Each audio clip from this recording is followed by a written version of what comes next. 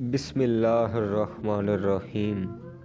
السلام علیکم دوستو، رجب 8 ہجری صلح حدیبیہ سے کچھ پہلے ہمارے پیارے نبی محمد صلی اللہ علیہ وسلم نے صحابہ کرام رضی اللہ عنہم کی 300 سواروں پر مشتمل ایک جماعت سیدنا ابو عبیدہ بن جراح رضی اللہ عنہ کی امارت میں قریش کے ایک قافلے کی تلاش میں روانہ فرمائی۔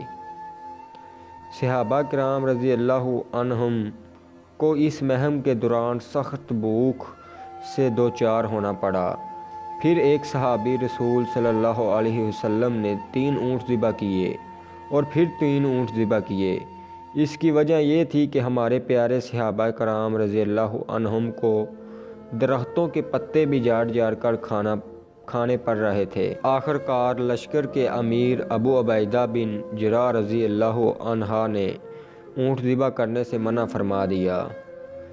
اس کے فوراً بعد ہی سمندر نے ایک عنبر نامی بہت بڑی مچھلی ساحل پر پھینک دی، جس کا گوشت تمام جماعت نے کھایا اور اس کا تیل بھی اپنے جسموں پر لگایا، جس سے کمزوری ختم ہو گئی۔ تقریباً آدھے مہینے تک سب نے اس کا گوشت کھایا اور بعض نے توشہ کے طور پر اس کے کچھ ٹکڑے رکھ لیے۔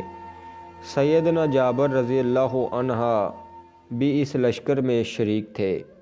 فرماتے ہیں کہ ابو عبیدہ بن جراح رضی اللہ عنہ نے سب سے پہلے سب سے بڑے آدمی کو سب سے لمبے قد کے اونٹ پر سوار کیا اور اسے عنبر مچھلی کی پسلی کے ایک کانٹے کے نیچے سے گزار دیا۔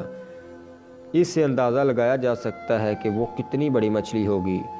سیدنا جابر رضی اللہ عنہ فرماتے ہیں کہ ہم مچھلی کے کچھ توشے لائے تو نبی کریم صلی اللہ علیہ وسلم نے فرمایا، ہمیں بھی یہ کھلائیں۔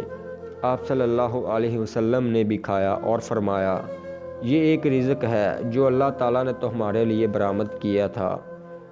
دوستو، اگر ویڈیو اچھی لگی تو ہمارا یوٹیوب چینل سبسکرائب کر دیں اور بیل آئیکن کو پریس کر دیں تاکہ ہماری آنے والی ویڈیو آپ تک پہنچتی رہے۔ جزاک اللہ۔